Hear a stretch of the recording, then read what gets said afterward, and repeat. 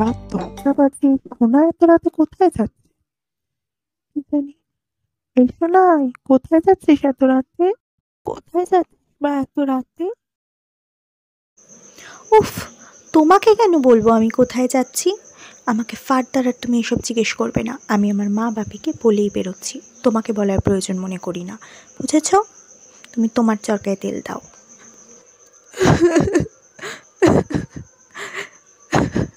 আমি সত্যি বুঝতে পারিনি দিদি ভাই, তুমি এতটা বিরক্ত হয়ে যাবে।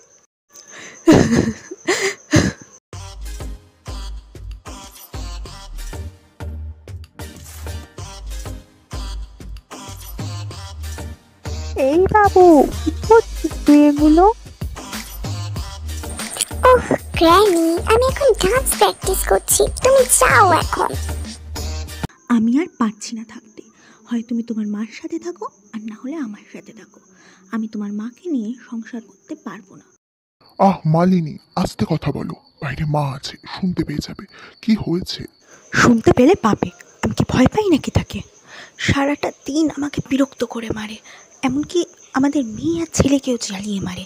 তাদের কাছে কি এটা কি ওটা কি, এখানে কেন যাচ্ছিস ওখানে কেন যাচ্ছিস, সব কৈফিয়ত কি ওনাকে দিতে হবে নাকি? আমি ওনার সাথে থাকবো না, ব্যাস।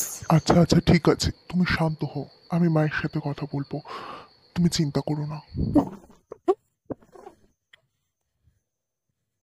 আমি সত্যি বুঝতে পারিনি, এতটা বিরক্ত করে ফেলেছি আমি তোদের।